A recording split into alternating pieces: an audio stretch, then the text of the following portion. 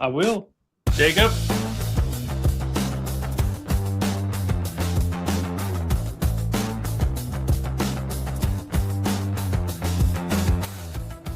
Hey everyone, how you doing? This is Amon Green, Green Bay Packers all-time leader in rushing, and you're watching Packers Total Access Live, your daily source for Packer content. Go Pack, go!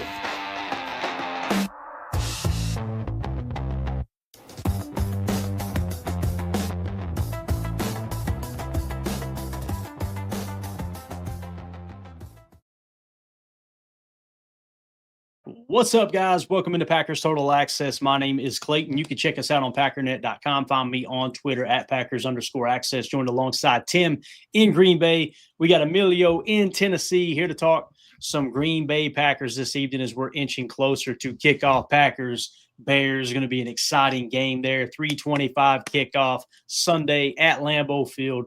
Jordan Love versus Caleb Williams. We got Matt LaFleur versus Ben Johnson. We've got Micah Parsons versus whoever the hell he wants to line up over on that offensive line. It's going to be a lot of fun, man. And I see the chat is already lit up. We got a super chat, got a new member in here. We'll get to all that tonight on tap, though. We're going to break down the Packers coaches responding to Ben Johnson's comments where he took a shot at Matt LaFleur earlier in the year. We'll kind of see what test the water there, test the temperature a touch. We'll give you guys the updated injury report. We'll do a little PFF preview, our offense versus their defense or their offense versus our defense. So we'll dive into all that. Before we do, if you guys would do that YouTube stuff for us, hit like, hit subscribe, click that bell icon so you're notified when we go live here in the future. If this is your first time tuning into PTA, welcome. Thank you for making us a part of your evening. We're not experts. We're not insiders. We're not media members. We're fans just like you talking Packers on a daily basis. So if you're looking for that type of content, make sure you sub to the channel and click that bell icon so you know every time we do go live. At any point in the day, I think we did 3 live streams today, or this is the 3rd. So you just never know when we may hit that go live button and get in here and talk some ball. Boys, y'all ready to dive into it? Y'all got anything you want to hit off the top here before we get into some of these chat comments? It's Bears week. We're ready to go, man. Let's go. Let him talk, Tim. Let him talk. Oh, man. Yeah, I blew it. I almost blew it. Hey, did you watch the morning show where I went 2.5 minutes just pouring my guts out? I didn't see the show. I was listening to it on the pod, Clay, and you started right off, and it didn't sound like a normal intro, and I'm like, okay, something must have happened. I looked down the chat and they said you're muted, Clayton. I went, damn, I've been talking forever. Well, I was ready to take a pee. Oh, brutal. Anyway, go ahead, man. I'm sorry. No, I was just saying. SA gave me a call. Said they're going to do everything. He said they're going to do everything they can for the game tonight. Big game, and man, he's ready for it. There you go. All right, let's jump into some of these comments. Doug says, number 1, like button hit, check.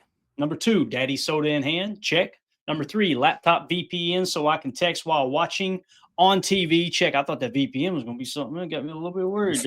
Let's light this blowtorch is what he says. So appreciate you tuning in, Doug. You are the man. Shout out to Steve, who became a member here on YouTube. Appreciate the support, nice. Sir. And Chris the Cash Win says Packers have stopped doing Lambeau leaps this season. What? So I was kind of looking at the chat and other chatter about that. I love the Lambeau leap. I love tradition. I think it's the best celebration in sports. But I immediately asked the guys when I was seeing the conversation taking place in the chat, and I'm like, thinking about the last home games we had. We had against the Vikings. That would have been a game you could have done a Lambeau leap or 2 probably.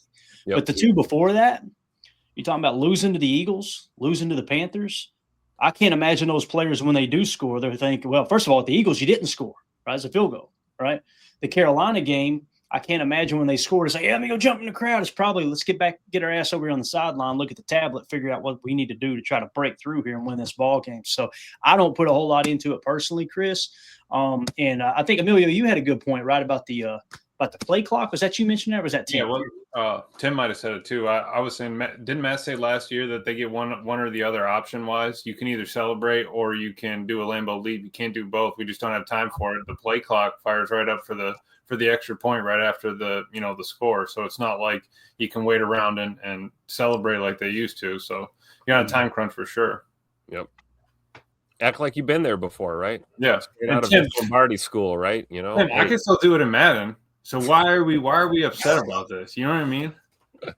Yeah. And again, man, I don't really I don't really focus on that stuff during the game. I'm like, when they score, I'm not going, oh man, are they going to jump in the crowd? It's awesome when it happens. Again, I love it. I think it's the best celebration in the NFL, and the tradition of it with Leroy Butler and of course Robert Brooks perfecting it and everybody in between. But for me, I'm more like, as soon as we score, I'm trying to think, okay, what are they doing on offense? What's the game plan? What's the play call on defense on this next drive? How much time's left? Are we in the middle late? What's the turnover differential looking? I'm kind of focused on that stuff. I don't really key in on the Lambeau Leap that much. Now, Chris, if you're suggesting they're doing it in protest or something, or they're doing it in spite, I have no reason to believe that's the case, unless you guys in the chat have heard something else. I don't know.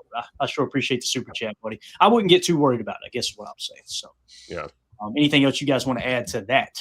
The best Lambeau leaps are just like Leroy did when he invented it, right? They're organic. They're after a big play. You're running out of the back of the end zone, or maybe you know pick six. You got a tutter, and you feel that momentum, spur of the moment, and you just jump into the crowd. You know, so I don't think planning it out or making a big deal out of it is on anyone's mind in that locker room or on the coaching staff. I think everyone's just thinking about winning a ball game, right? Yeah, right. It probably flows a little better, like you said, Tim, when you're running in there full speed. Yeah, I'll just keep going, hit the wall and jump, sort of thing. Yep. Yeah, and I do recall. You guys remember the skull chant, right? That they did. Yeah. I do recall they were talking about what they should do, and somebody said a Lambeau Leap, and they said no, that's only for tutters. Like they made it a point, like they thought about doing a Lambeau Leap if they were to get an interception off of J.J. McCarthy, but then they said no, that's only if you score a touchdown. Like they're keeping that kind of sacred. That was Evan Williams. Evan Williams said that. Like, hey, it's not a tutter. We're not jumping in the crowd. Right. Gotta love it. I remember seeing a clip of Woodson. He was talking. He said he wanted to. He didn't end up getting a chance to do a Lambeau Leap because he wanted to get it on one of the pick sixes, and you can't waste it. Yep. Yeah. Chris says, thanks for pissing on my parade. That's what we're here for, Chris. That's how we roll. But I like what Solder says. As soon as they score, I feel immense stress because an extra point attempt is coming. It's so true, man. It's like, which way's the wind blowing? Jeez, old Pete, let's get this between the uprights. Sorry, Chris, we didn't mean to piss on your parade. But as Mandy says, this guy right here is a stick in the mud. That's what she always says. He's just a stick in the mud. So, all right, let's jump into it, gents. All right. We talked about this earlier in the week, the comments that were made by Ben Johnson back in January. I put this tweet up back in January. Ben Johnson took a shot at Matt LaFleur in his very first Chicago press conference. I hope every single Green Bay Packers captain reminds each other. Coach LaFleur always stands at the podium taking blame. It's time for this team to take this personal. Here are the comments that Ben Johnson made, and we're going to talk about what the OC and DC had to say about it. Here we go. Dan Campbell, Kevin O'Connell. You're talking about two guys that are up for Coach of the Year awards as the season ends here. And to be quite frank with you, I kind of enjoyed beating Matt LaFleur twice a year. God, he's so awkward. What a dweeb. Are you running for office or are you coaching a football team? Seriously, did that not feel like nerd. a politician? It felt like a politician. And he's Get ready to go. looking around waiting for laughs too, right? And didn't get them. He's just like, okay. All right. So let me go around the horn with it. I heard that and I thought, I can't wait till we play these. I can't wait till we play them, dude. And I hope you've seen the tweet. I hope these players, these captains stand up for their coach. And Micah said that he feels like they've been disrespected. And then they asked, well, what was said that that disrespected you? And he changed the subject real quick. I don't know if you guys caught that. So you could tell the players have been talking about it. Matt LaFleur has downplayed it. Jordan Love, the leader of the team, downplayed it, right? It just kind of feels like something's brewing here where they're, all right, you know what? Keep it zipped. Although Packers offensive coordinator Adam Stenovich today, Osteno, was asked about these comments, and his answer was, quote, yeah, you take it personal for sure. I'll just leave it at that. I love it. So I want to go around the horn with that, man. It sounds like these boys are ready to go, and I'm excited about this game, man. You guys have talked so much crap all through the offseason like you do every offseason, right? And now you got a good football team, possibly a very good football team. I think you've got a very good coach here. All signs are pointing to Ben Johnson's going to be a very good head coach. However, you come into Lambeau Field running that mouth, I hope they get that ass spanked. But let's go around the horn with it. How do y'all feel about the way Steno responded? And do you have a problem with those comments, or maybe you're just like, nah, it's not a big deal? I like how Steno responded, right? He acknowledged it. Yeah, you take it personal. We're aware of what's going on, and we'll just leave it there, right? We'll let our play do the talking. We'll go out there and do it on the field. Bears fans, Bears players, Bears coaches, they're going to chirp, chirp, chirp, talk, talk, talk. I think our boys are focused on going out there and walking the walk and putting that belt to ass on Sunday at Lambeau. That's how I feel about it. Yeah, nothing hurts worse than a scoreboard check. You're up 10, you're up 17, whatever. That's all the talking needed to do. But you're right, Tim. I love that answer. They even asked Halfley it too. He kind of brushed it off, didn't really answer it, and kind of just said he's going to leave it to Matt or whatever to talk about. And when he was asked about the Parsons thing, he said, "I don't know who would ever want to disrespect somebody like Micah. That's that. Why would you ever want to do that? Do that, you're going to get your ass kicked in that." Perfect, because that's what's going to happen. It really is, and you get that. I mean, you all played on a team, so you get that kind of vibe when you're in there with your brothers, and you hear what everyone's saying about it. It's over, right? You're fighting for them till the last breath, and like Josh was talking on his runs, everyone's exerting a little more on those blocks, things like that. You're getting that little bit of extra drive and dig from everybody. Yeah. And as Andy Dub says here in the chat, very good point. It's important to keep those emotions in check as a player. Absolutely. You got to channel them the right way. There's no doubt. Andres in the chat says, I hate Bears the most. Then the Lions, a victory on Sunday would be very sweet. Amen. We get the Lions kicking off here in just a little bit. I'm excited to sit down and watch the 6-5-1 Cowboys go up against the 7-5 Lions. I hope the Lions just continue to sink out of sight. That would be absolutely awesome. So, all right. Kieran says, I think this team's not saying anything about it in public, but I believe that they are steaming to get that ass. I completely agree. I think behind the scenes, right? I think behind the scenes, there's been a lot of the players talking about this. Oh, yeah. And Matt, this is exactly what we talked about going into the week, was like, Matt doesn't need to say anything. Matt just needs to be like, it ain't no big deal, whatever. Just brush it off. Let the players do the talking. And I love that Steno, people look at Steno like he's this big bumbling, what does he do? He don't call the play. He's an offensive coordinator. Go back and watch his tape when he played football. Yeah, he's a football guy, man. All ball. So I love his comments and how he responds. This is what Emilio was talking about. Shout out to Ryan Wood @by Ryan Wood on X. He tweeted this out. Packers DC Jeff Halfley on Ben Johnson's whip about beating Matt LaFleur twice a year during the introductory presser with the Bears. Quote, I don't know too much out of it. I don't make too much out of it, honestly. I'll leave that between those two, and we'll figure it out on Sunday. That sounds just BTA. You know what I'm saying? We'll figure that out on Sunday, right? Absolutely. Yeah. So, and you'll notice this week, Ben Johnson has changed his tune, and Bears fans are trying to grab onto that, like, because Ben Johnson's just bragging on everybody. This player's great. That player's great. Oh yeah, Jeff Halfley's an awesome DC. Blah blah blah. You can tell he's just down. No. We on the schoolyard now. No, we're on the schoolyard. We had a graveyard back home that was right next to the school. If anybody had beef, it was the graveyard. Fighting in between tombstones and crap. Oh, yeah.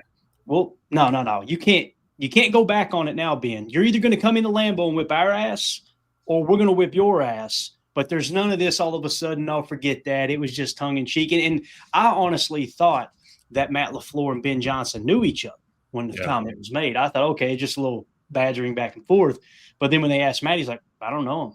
Yeah. I was like, know of him, but don't know him like that. Okay, got it. That's what we needed to hear. All right. So I'm curious to know what everybody thinks in the comments. You're watching this video back later. Let us know how you feel about Steno's comments in response to Ben Johnson's comments, how Matt LaFleur handled it. Did you guys pick up on that little edge from Micah Parsons as well at his locker? It seems like he feels like they're disrespected. I want to know what you guys think in the comments. And make sure you hit subscribe, click that like button, and make sure you hit the bell icon so you're notified when we go live here in the future. All right, let's jump into the injury report, guys. There's a lot of stuff to kind of to raffle through here, because some things kind of changed today with Javon Bullard. Shout out to Paul Brettel. He tweeted out, Bullard a non-participant, but Quay was upgraded to full participant. So when you look at this entire injury report here between the Packers and the Bears, the things that changed were Bullard going from limited that did not participate with the ankle. Now, listen, was it they got him out there Wednesday and said, okay, we know where it's at. Let's take the rest of the time off this week and get you ready for Sunday? Or is it something that they went out there, oh, crap, it's worse than we thought, and now he did not participate and going to be possibly not going, right? That's going to be the big question there. And the other thing, though, to talk about was there was a tweet that was put out about Nate Hobbs, since we're talking Javon Bullard here, and it kind of, to me, it seems like the key talking point here. Rob Domofsky tweeted out, sounds like Hafley would consider playing Nate Hobbs in the slot if needed. And it might be needed this week with Javon Bullard popping up on the injury report. Hobbs, who had been playing outside since he signed with the Packers, appears ready to return from his knee injury. So all signs are pointing to Nate Hobbs getting back on the field. You guys know how I feel about Hobbs. I feel like he's a much better slot corner based off of his Raiders tape than an outside corner. So if Bullard can't go, you kick Nate Hobbs into the slot, keep Nixon at the left cornerback from the defensive perspective, Carrington Valentine at the right cornerback spot. You got Kamal Hadden coming off the bench, who played pretty well when he came in relief duty. But that's kind of, I feel like, where we're at right now. How do you guys see this playing out? Do you think if Javon Bullard can't go, do you feel pretty confident Nate Hobbs can step in there? Because his run defense grade and the stuff he's put on tape in the run fits just as good, if not better, probably better than Bullard's run defense this year, although he's played outside and Bullard's been inside in the slot.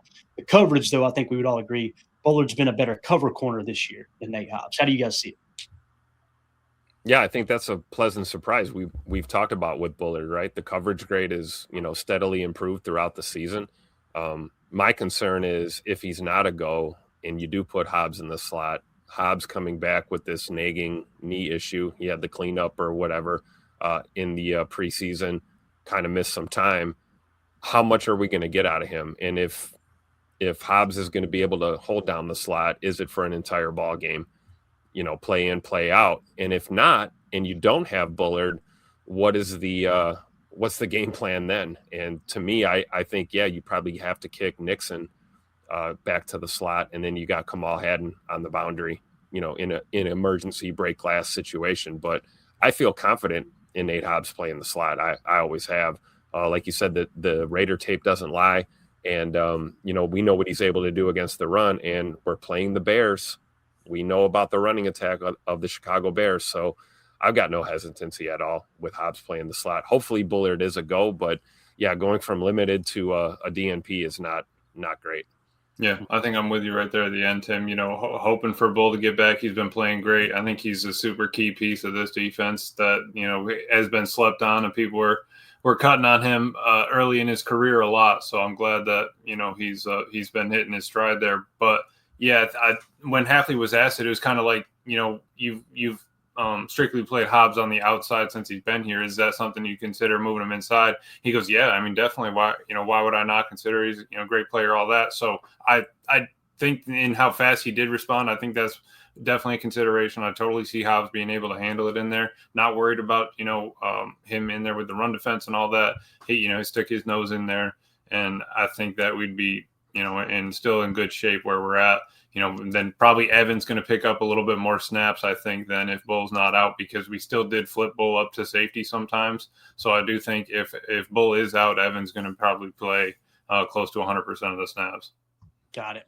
The other thing that sticks out to me here is obviously Quay Walker returning from injury, right? He was limited Wednesday, full participation today, according to the injury report. However, when you talk about him and McDuffie, we've talked about the PFF grades, and PFF seems to think McDuffie is playing at a much higher level than Quay. And we always say, look, cross-check everything. What does the tape show, right? What does the tape show? What does PFF say?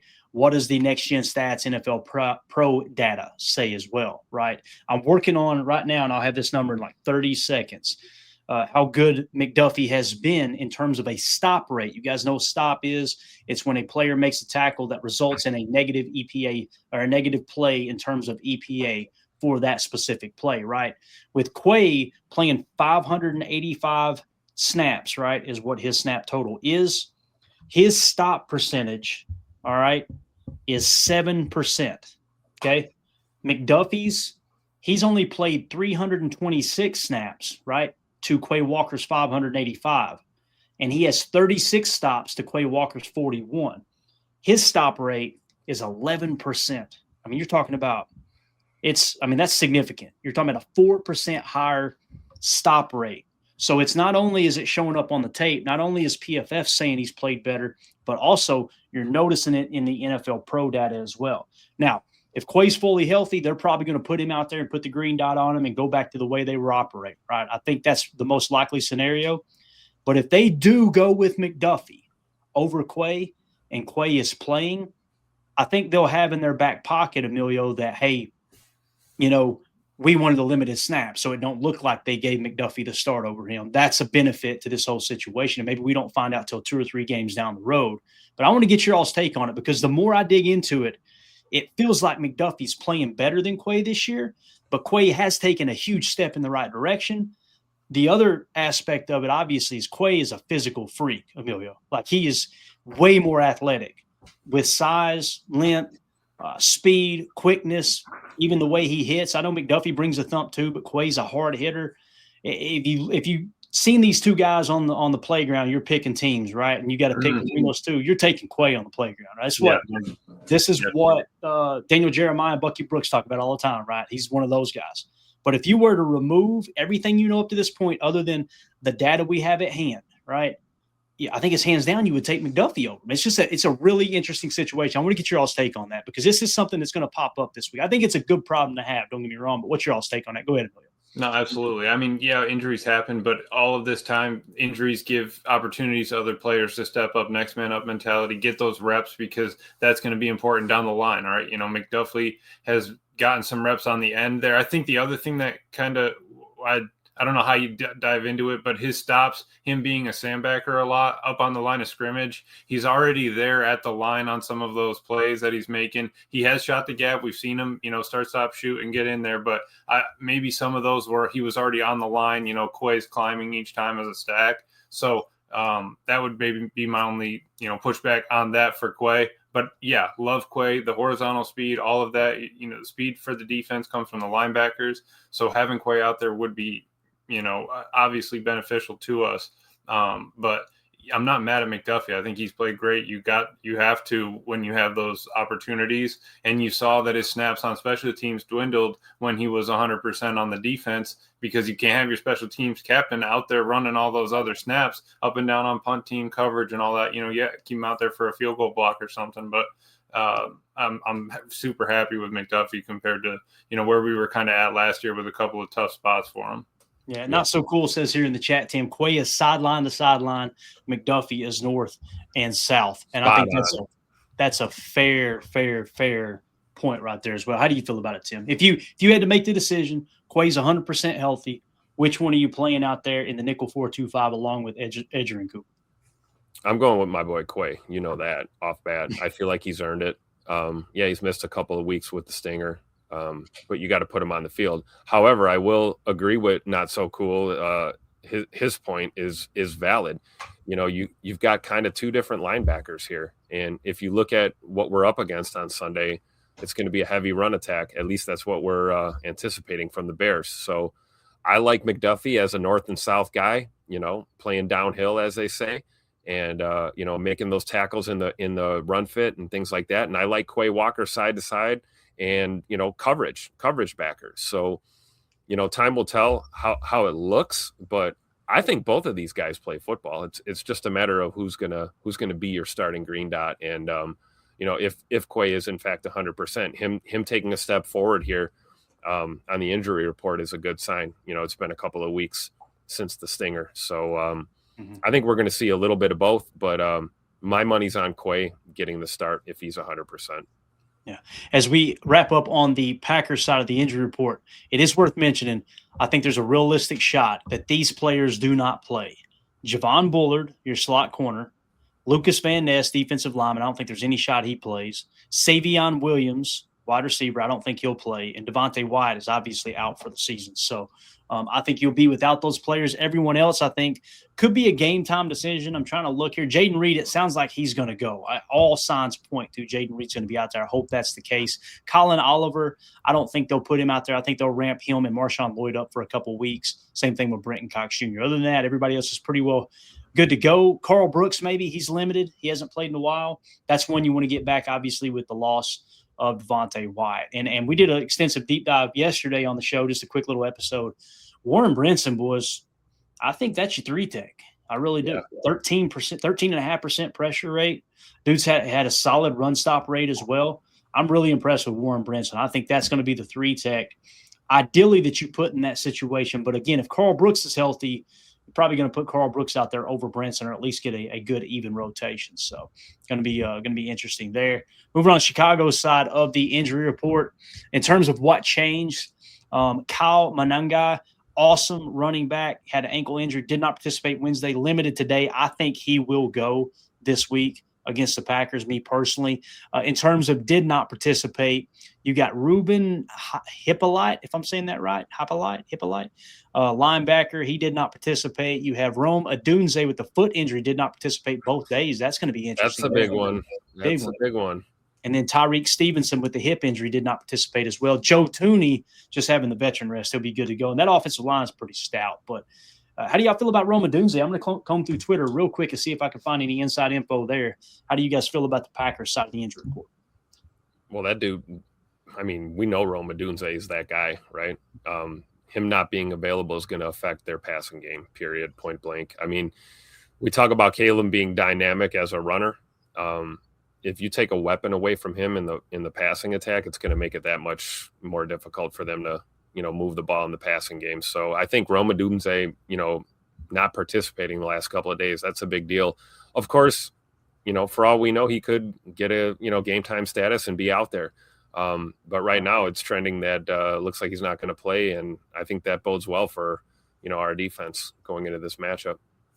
Yeah, absolutely, Tim. I think that him, not being out there is going to be a beneficial thing, that the corners maybe can play a little bit more up. We can press a little bit more. Maybe you can play a little bit more spot drop looking at him coverage wise because you're not as worried. But him being their best receiver, that's a loss.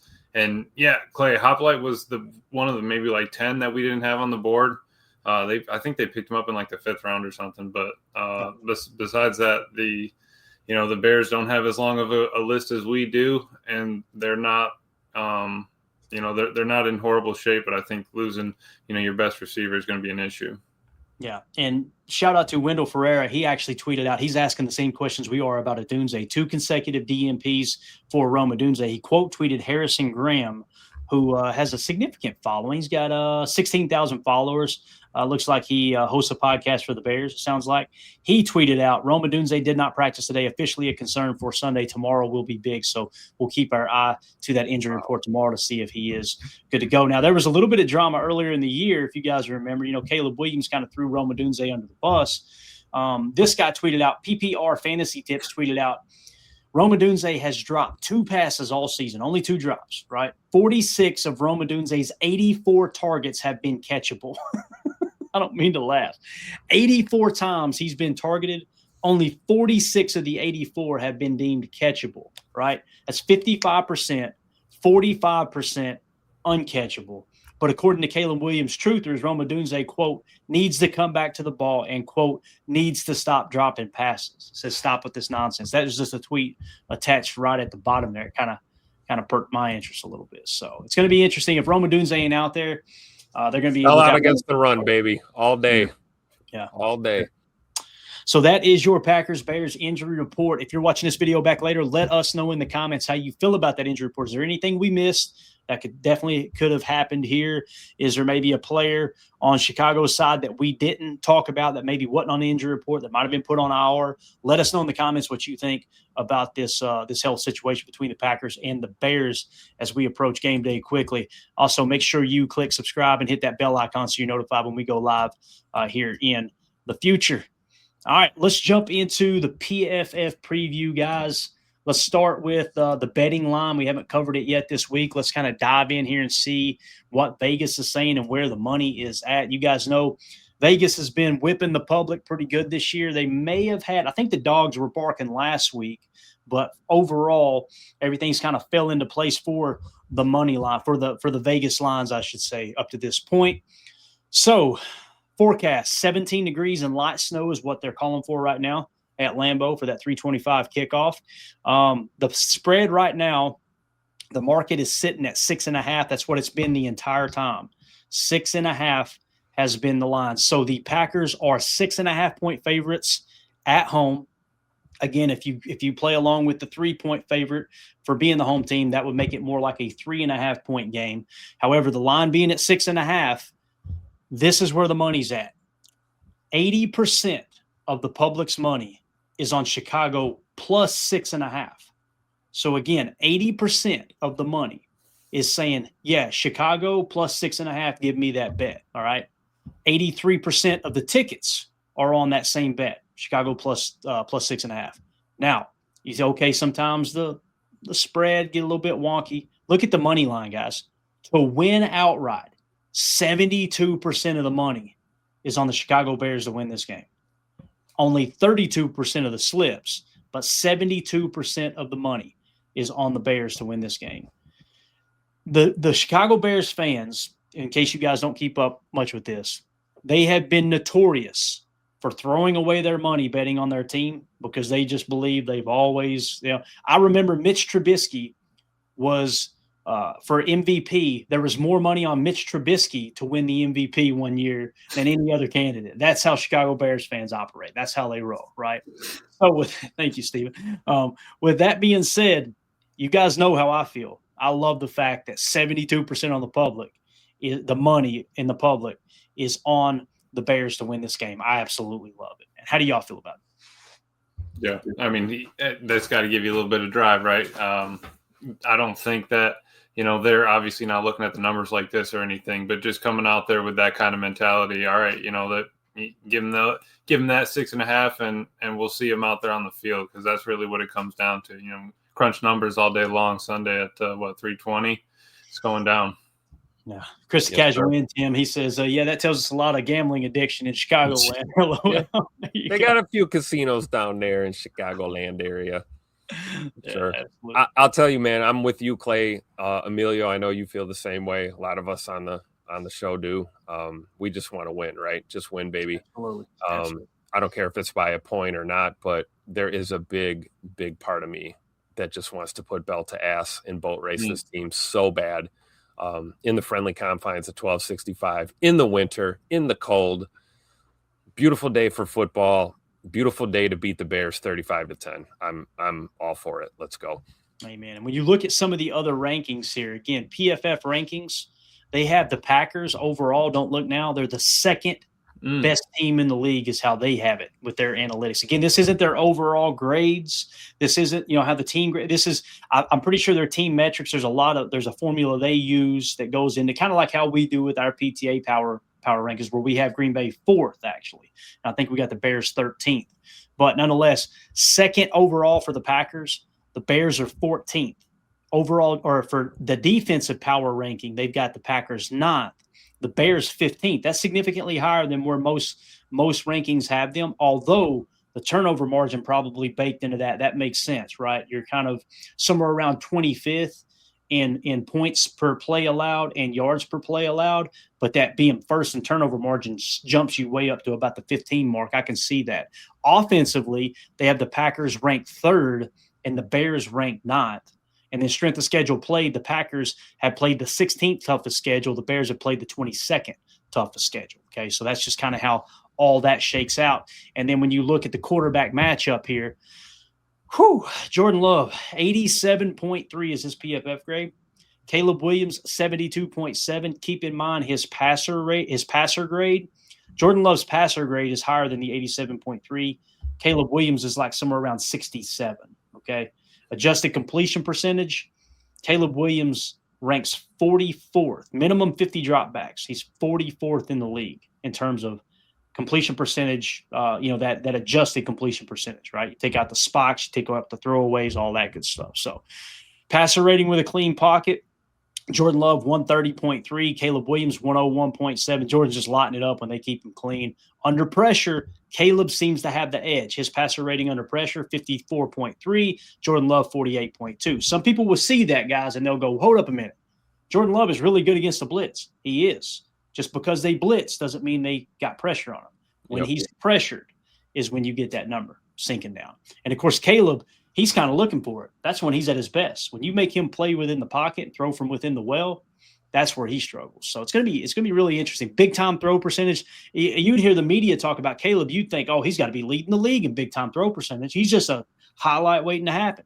Jordan Love 5.13%, and then Caleb Williams 3.57%. Jordan's significantly higher in that regard. And then turnover worthy plays, that's where Caleb's a little bit better, right, at 2.52, but Jordan right there at 2.56. Both of these quarterbacks really, really good at protecting the football. Power rating overall, Jordan Love 4.5, that's ninth best. Caleb 2.5, that's 20th best. I feel like Caleb is somewhere between the 15 to 20 mark in terms of where he ranks amongst all quarterbacks. What's your all's take on the quarterback matchup here? I think that's fair. I would put Caleb in that same ranking category there, I mean, in Jordan 5 to 10, right, for that matter. And, you talk about big time throw percentage. That's the one that stands out to me. Jay Money is that dude. If you're going to compare these guys head to head, I think if you're coaching a football team, you'd rather have Jay Money throwing that ball than Caleb Williams. Now, if you're looking for a guy to wiggle out and scramble and evade pressure, yeah, maybe Caleb has the edge there. But in every other category here, comparing these two, it's Jay Money for sure. Yeah, absolutely, Tim. And you see it's going to be a battle, like turnover worthy plays was that 4/100th of a point. I mean, they are neck and neck, and that's what Clay kept asking for. I was maybe a little bit more. I'm not worried about too many picks, but you see how important it is once we get into these games. Him taking control and taking care of that ball is huge. And I just was pulling up one of the insights on Pro, Clay, and they had Jordan Love, Caleb Williams. Jordan Love has thrown 34 touchdown passes to 2 interceptions, and Caleb Williams has 15 touchdown passes to 2 interceptions in their careers in week 11 or later. This is the best and second best, respectively, passing touchdown to interception ratio in week 11 or later by any quarterback to attempt at least 350 passes since 1950. So I mean, they're taking care of the ball, and they're making, they're producing for their team, getting those touchdowns. So it's going to be a battle. I think that the defense is going to be key on Caleb. Yeah, Toyotathon in full effect, as people are saying here in the chat. Listen, I have a lot of fun with it every year when we talk Toyotathon. I kind of, I talk it up like it's a big thing. Do I truly believe there's something there? I never really have. I've never, it's just kind of like it's a fun thing. Well, it's starting to feel like there's something to Toyota. Oh my God, this guy's live. Especially after that Thanksgiving performance, right? Yeah, man. Once he gets the national commercials, it's over, right? I mean, Yep. No doubt about it, man. No doubt about it. Want to give a shout out here, Robert in the chat. New subscriber here. Love what you done, Clay. Appreciate you, man. Thank you so much for being a sub. And all the new subs, man, it's through the roof. You guys are crushing it, and it's all because everybody's taking a quick second to hit that like button. Absolutely. It's just awesome to kind of continue to grow the PTA family and get in here and talk ball. And we appreciate the kind words, buddy. Thank you so much for subbing to the channel.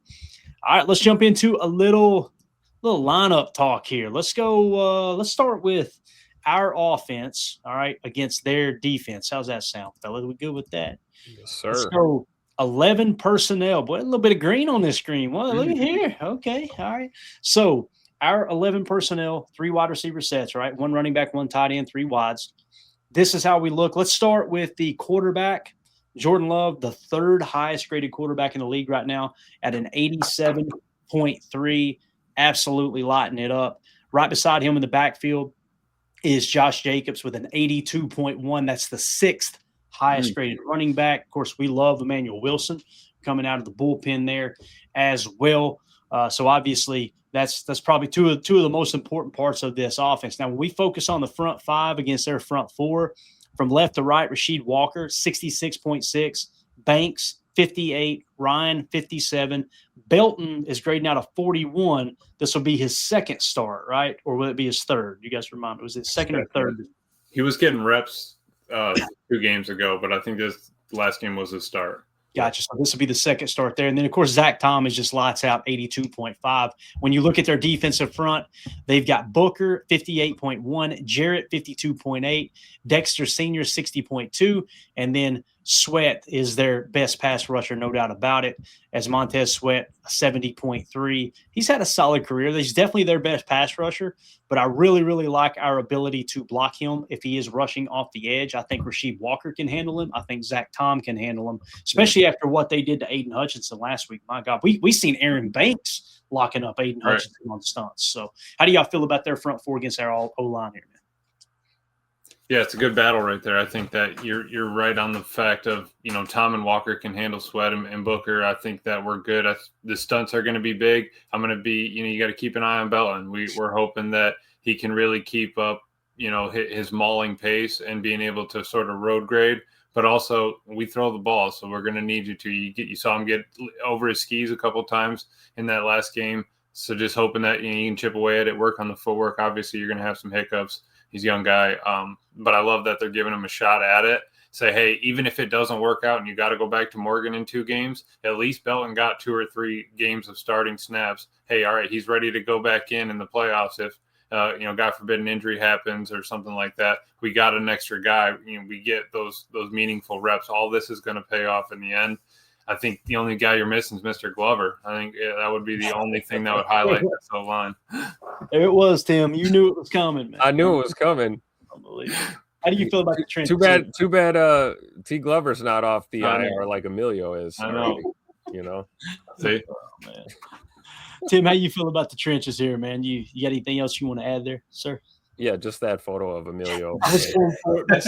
Funny right there. No, I do. I think I like how we look against here. And, Anthony Belton getting another start under his belt. This is the prime matchup for him to, have a great performance. Love the way he's been playing so far, but he's got to continue to build. Big Escalade is still a rookie. And, looking at Chicago's front, I feel like we could, throw the ball and run the ball. I'm wondering if we find some success running the ball in between the tackles. Against that Bears front right there.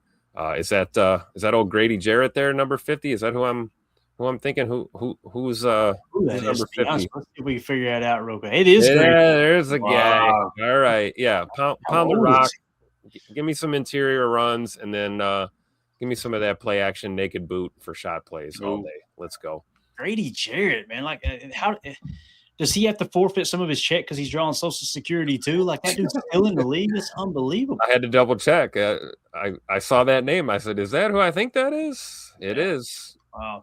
Aaron Rodgers in the chat says football is better when Green Bay and Chicago is playing for the North. Amen. It's also better beating them. Go Pack Go. Could not agree more. Man. So you were kind of talking about the passing game there a little bit, pass blocking. Let's jump into the receivers against their DBs. Christian Watson, 84.6. He's the 8th highest rated receiver now across the entire National Football League. The ACL is good to go. My man's playing with his hair on fire right now. Dontavion Wicks, 72.7. Don't look now. He's the 31st highest graded receiver. And you got Romeo Dobbs with a 67.1. He's mostly playing that X position for us. He's the 58th highest graded receiver as it sits right now. So what you've got here, guys, you've legit got 2 receivers that are grading out as top 32 receivers. One is a top 10 receiver.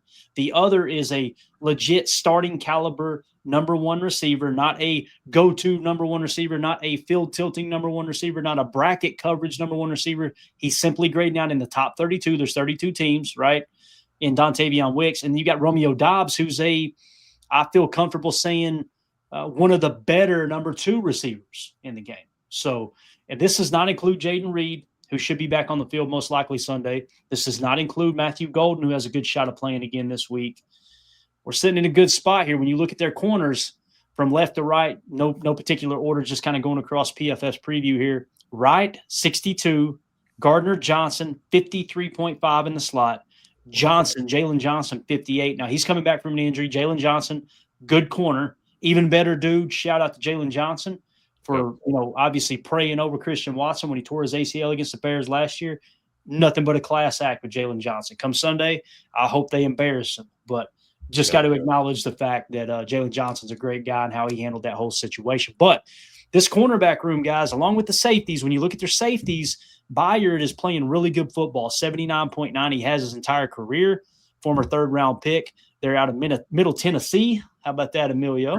Come on, So the fourth highest graded safety, that's a good football player there. You got Brisker at a 61.6, not horrible, but nothing really that you worry about too much there. So when you look at their DB room, Tim, and you look at our receivers, I like the way we match up here, man. This is why I was saying, like, let's not get away from the run. Let's not overshadow the run. Let's pound the rock when we can and put the pressure on those DBs, because when we get play action looks, or even not play action looks, and you're just, have established some sort of a running attack, you're going to put all the more pressure on guys like Gardner Johnson and Wright out there trying to, handle what we have right now, which is Tay Wicks playing the best football, really of his career since his rookie season. And, Rome, Mr. Reliable. And then, of course, you got Mama, there goes that man himself, Mr. Scoot, Christian Watson.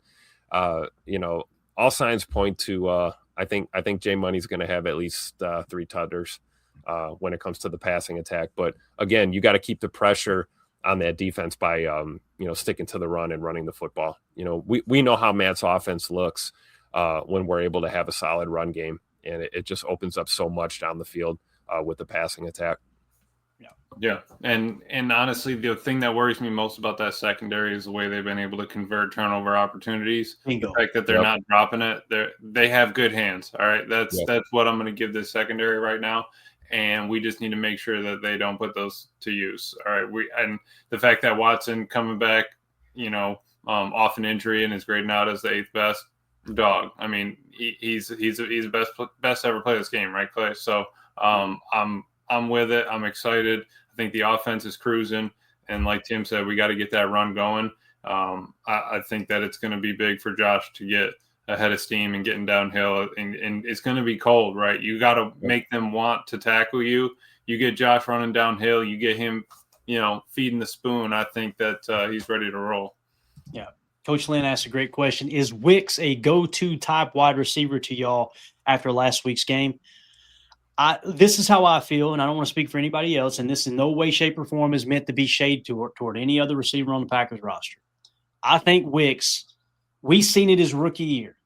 He had a setback last year, his second year in the league. This year, the hands are better, the route running's just as good, and he's making contested catches now. He's learning how to box out. He's kind of a bigger receiver, right? I mean, you don't really think of him as a big receiver, but when you look at 6'1", 206, a little bit bigger of a receiver, right? And he plays bigger than that too. People see that 4.6 40 and go, oh, crap. It don't matter when you're playing underneath. I mean, you seen him beat Brian Branch and a great hands catch with one damn shoe on, right? Like Wicks, I feel like Wicks personally is the 3rd best receiver on this team behind Watson and Jaden Reed. I would still probably put Jaden Reed above Watson until we see Reed come back. And if Reed comes back and Watson's still performing outside of his mind like he is right now, and Jaden Reed kind of falls into that number 2 role, I think Wicks is that number 3 receiver. Now, you've got a position here where we've watched the tape, and what you end up seeing is you've seen Watson, Wicks, and Golden play all 3 positions. Romeo mostly plays X, but we've seen him in the F while they were putting Golden in the X from time to time in their 11 personnel. So you've got 3 receivers that are under contract next year, Christian Watson, Dontavion Wicks, and Matthew Golden, who now can play all 3 positions. Watson is ideally your field Z, your speed Z to take the top off, right? Matthew Golden, in my opinion, is perfect for a boundary X position. He's got strong hands. He's just really, really good at catching the football. He's quick twitch. He's also got the speed to take the top off the defense that maybe Romeo doesn't have in the X position. I think that's why they tried to work him in over there to try to get some shot plays at the boundary X spot, because typically with boundary X, if you go middle field close, that post safety has got to shade toward the field side, the wide side of the field, and now typically give you a chance to take shot plays to a speed demon in the X spot. That's something that's been missing. I feel like in this Packers offense. Now, the downside of that, Dobbs, I think Dobbs, I don't know if he's got stronger hands or better hands than Matthew Golden, but anybody who says that Dobbs does, it's hard for me to argue with that. Dobbs is a great hands catcher, right? But it's a good problem to have, man. You got, if we talking about Savion, like Savion went out there on 1 foot and made a game, basically a game-saving catch on a 3rd and long where he mossed a dude, where he, playing on one leg. So He's a grown-ass man now. And he is. That's right. He is. So go to Mike Witt here. I hate that these are so big that it's covering y'all up, man. I don't know what stream yours doing. I had to put everything back in the system anyway. There you go, Emilio. Raise up a little bit, Emilio. Look at you. It looks like that selfie you had with Travis Glover. Put your arms around it, Emilio. Hug it. Just embrace it, man. There it is. All right, Mike Witt with the super chat. Thank you, buddy. He says, "Howdy, boys. While I don't think Matt thinks about Ben Johnson's comments, but I hope Micah and Rashawn have that defense pissed. 3 sacks for one Sunday." Talking about number 1 Micah Parsons. Amen to that. I think that's what's going on behind the scenes. That's the vibe I got from Micah in his comments about being disrespected. So thank you for that super chat, Mike. We appreciate you. All right. Anything else on offense, guys? Anything else y'all want to look at here? Maybe let's look at the linebackers. I apologize. Edwards, 75.1. That's their best linebacker. TJ Edwards playing really good football. Obviously, solid football player there. And on the other side, they are missing their other starting linebacker. So they got Noah Sewell in here, and he has been cheeks this year. 41.3. Last year was minimal snaps at a 30.8. So just not playing good football, just to be quite frank about it. So when you look at their linebacking core, Edwards solid in the middle. They don't really have a dominant interior pass rusher. They really don't have a dominant outside pass rusher either. So they're weak up front, right? This spells that we should be able to run the football on the Bears. And when we looked at the rankings, right, first of all, sack percentage, they are ranked 24th in sack percentage, 5.79%. So they do not – that is actually – that puts them in the 24th spot. So they are not good at generating sacks. And then when you look at the rush defense, their yards per rush attempt allowed, Chicago is currently ranked 30th, allowing 5.2 yards per rush. Emilio, 17-degree temperature, drops are going to be an issue on Sunday. Like Tim said, run the damn football at the Chicago Bears defense. Don't be afraid to pass. They want to load the box, eat them up. But let's stick with the run here, I believe, man. Yeah, I think that's all what you need to. I think Matt needs to let him, branch out a little bit. Maybe look at a stretch or two. Maybe get yourself, into some other looks. You're going to use Kennard, bring in that 70, see what happens. You just got to pick and choose. Control the ball, control the opportunity. When we were looking at those numbers, they have 72 offensive plays a game, something like that. And if you don't give him that many opportunities, how many times is Caleb going to have it? You give him less opportunities, he's going to feel pressured, a little bit more hurried. Hey, I got to make something happen on this drive. We're not getting a lot of opportunities, a lot of chances. I need to make something happen. You get a mistake, right? So I think you want to control the clock, control the game. We're probably not going to be spinning it all over the yard. I think Jordan's definitely going to get his. And, we have a good receiving core, like Steno was saying. Great problem to have, everybody coming back and them all playing this well. But, I think you're right. We really do need to just stick to the run. Let Emmanuel get him hot. If Marshawn's ready for a carry or two, sprinkle it in there. Chris Brooks. But I'd say we probably got to be around 30 carries, 25, 30 carries this game. I agree with that 100%. I mean, when it comes to the passing attack, you take your shots when you can get them, right? Yep. And you want to get those quick hitters too. You want to get your crossers and you want to get your checks and things like that. But, if we can't run the football on Sunday, it's going to be a little bit more difficult for us against this team. I think establishing the run at the very least, to your point, we don't need Josh Jacobs to have, 90 carries and, 250 yards or anything, but we have to be willing to run the ball, and we have to be effective at running the ball, because that's going to tilt the balance against this Bears defense and open up those shots for Jordan and the receivers, Yep. Absolutely. And shout out to Cody McDougal. Thank you so much for the dono there, buddy. I'm going to find his next comment. He may have meant to do this in a super chat. Thank you, Cody. He says, Bears still do suck. Let's not forget this. Amen. I mean, the Bears will always suck. If the Bears were undefeated, we'd be saying the Bears suck. That's just the way that works. Did you hear how Josh said it? Josh Jacobs. He goes, "Yeah, their record's actually a little better this year, so it makes the game more interesting." like along those lines. They're playing a little better this year, so the game's a little more interesting. And slight little jabs, man. I love it. Mike Witt with the super chat. Thank you so much, Mike. He says, have a gut feeling that while everyone is talking about Wicks and Watson, I think this is the week Agent Zero breaks out. Thoughts? I could see it. He's going to be hungry, that's for sure. And I think Matt does want to try to get him. It's going to come down to the game plan, right? Like how's the game flowing? We always talk about the first quarter, you're gathering information. The second and third quarter is about making the adjustment and controlling the middle eight. And the fourth quarter is a standalone game. If you feel good about where you're at, let's say you're approaching halftime and you're up by 10 points, maybe get Matthew Golden implemented a little bit more, right? Okay, let's get a couple plays that are drawn up for him to be the primary receiver, whether it's a pick aside or a true progression, what have you, kind of put him in a position to kind of get him going a little bit. But if it's a tie ball game or a 3-point ball game going into halftime, let's focus on winning this damn ball game, right? Mm-hmm. But I could see that, Mike. I could totally see that because we're talking about Christian Watson's blew up. Wicks just had his best game, right? Dobbs is Mr. Consistency. I wouldn't be surprised if Matthew Golden goes off. How y'all feel about that? Yeah, for sure. Especially when you talk about, like we mentioned, quick passing game. We love MG running those 9 routes down the field for the shot plays, but I think getting the ball to him early in space, off a healthy running attack is a chance for him to be the yak master and possibly do what Mike's saying here and have a breakout game. I think he's dynamic with the ball in his hands in space early in the progressions. And I'm looking forward to seeing plenty of those opportunities, playing off of that running attack that hopefully we have established. So I could definitely see MG having that breakout.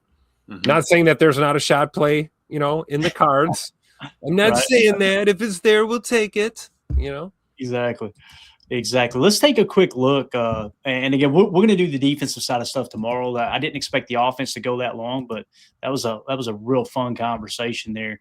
Let me see if I can get this pulled up, if it will load. I wanted to see where Matthew Golden's at in terms of his PFF grade, because I felt like he was grading out pretty darn good, albeit, there's minimal snaps or what have you, right? But, yeah, let's drop this down. Let me get these receiving grades up for you guys real quick.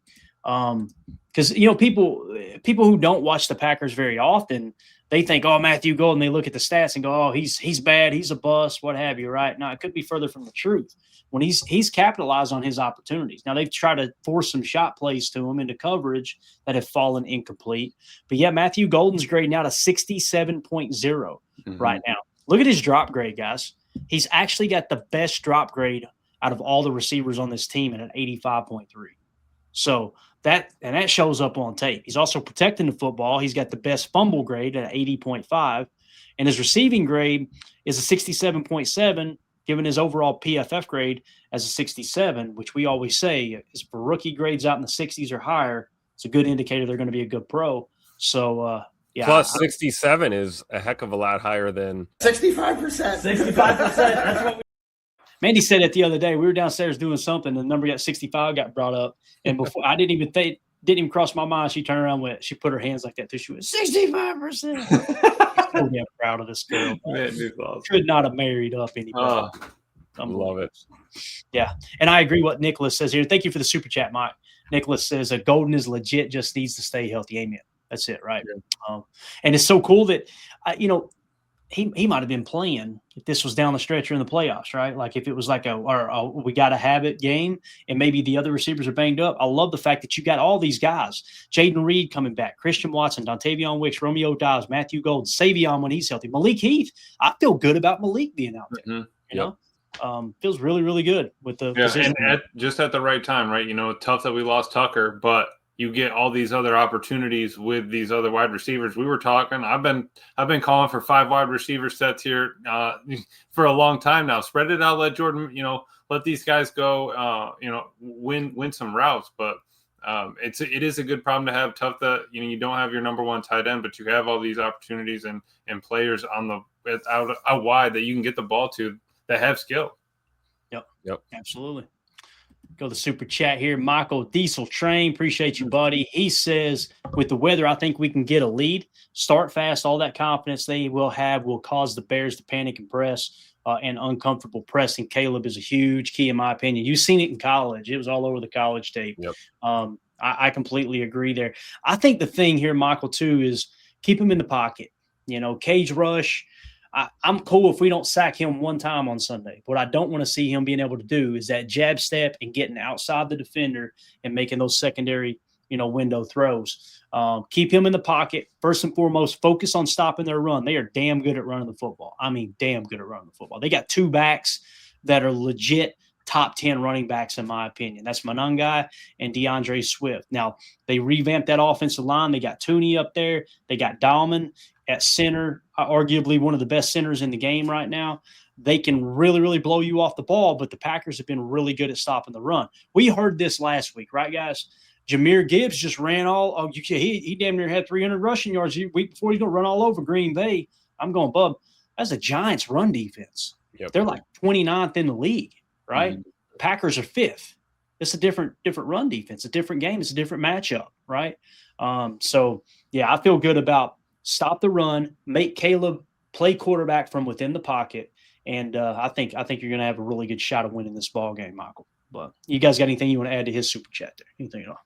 No, I agree with your assessment there. Keep him in the well, keep him in the pocket.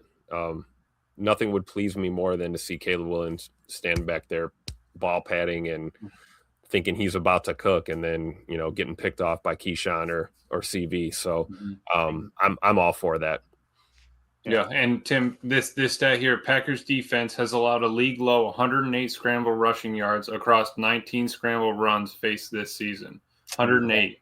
Okay, that's that they said at average basis that's 5.7 yards per scramble, third fewest in the NFL, with the average normally being 7.4. So we're giving out, just about under 2 yards a carry average there. And and we've faced high quarterbacks. We've faced Jaden Daniels. We've faced Jalen Hurts. The second highest quarterback is Caleb Williams. So it's going to be a great test for this defense, how we handle the scramble. What's Jeff Hafley going to do? How are you going to use Micah? Is he going to be rushing every time? Are we dropping him? Are we spying him sometimes? And that's where I think Quay is going to be big. Cooper is going to be big. You need that horizontal speed with a fast quarterback like that. Yeah. That's a great point. We talked about that with McDuffie being your north and south guy and Quay being that east and west guy. And we might see that on full display here on Sunday against the Bears. Yeah. And it is worth mentioning, you said 5.7 yards per scramble. Is that right, Emilio? Yeah, that's our average. Yep. And Caleb Williams is averaging 5 yards a carry. So actually less than what we're giving up on scramble. So you look at that number and go, not overly concerned, right? But we've seen it. It's on the tape. He's an Hafley knows. Look, we got to make sure we attack outside in. All your help's inside. We turn him back in. We can't be letting him peel out and just hold the right trigger, Clay, and run to the sideline and let that thing spin. Yeah, absolutely. Thank you so much for that super chat, Michael. Appreciate you. You guys got anything else you want to hit before we wrap up? Anything at all? No, big game tonight. Go Cowboys. That's right. It's getting kicked off right now in Ford Field. See Dak running out there. So who are we rooting for? We're definitely pulling for the Cowboys, right? Oh, for sure. They got the worst, right that second L at home real quick, They got the worst record, right? The worser. There you go.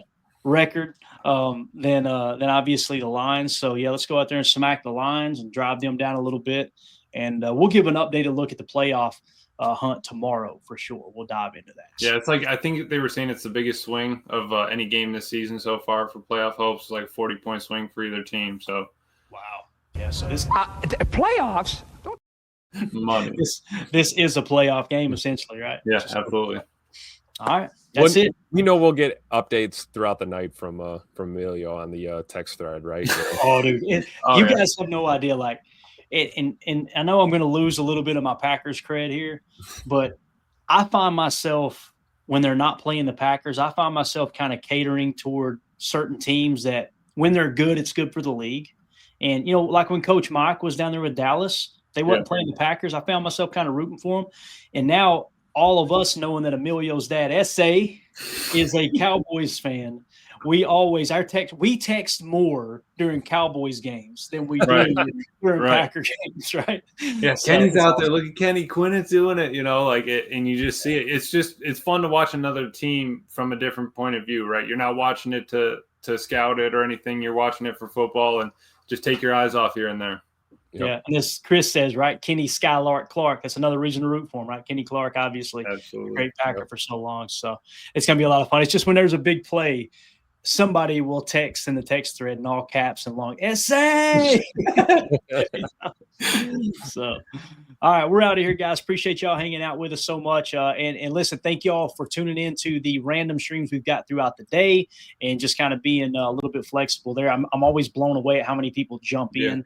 But if you guys like this type of content, this was your first time tuning in to PTA tonight, thank you for making us a part of your evening. Make sure you hit subscribe, click that bell icon so you're notified when we go live. Everybody, please smash that like button so we can continue to climb in the algorithm. We're on the march to 7,000 subs, and it's picking up steam big time. So I think that once we get this algorithm cranked out and we keep moving in the right direction, if everybody who watched this stream, right, that watched our videos, say over the course of the last month, if everybody just hit sub, we would be over 20,000 subs. We've got like 22,000 people that continue to watch the channel. They come back, but we got less than 7,000 subs. And again, I do the same thing. I've got people I watch all the time, and I forget to sub to their channel. So just take a quick second, hit that sub. We greatly appreciate it. So that's it, guys. Let's go watch the Cowboys take care of business against the Lions here. We'll be back tomorrow, multiple streams to give you guys. Tomorrow night, we'll plan on – it's Friday night, right? Tomorrow night, we'll plan on doing the PFF preview, our defense against their offense. That's going to be a fun one because, again, they got a good running game.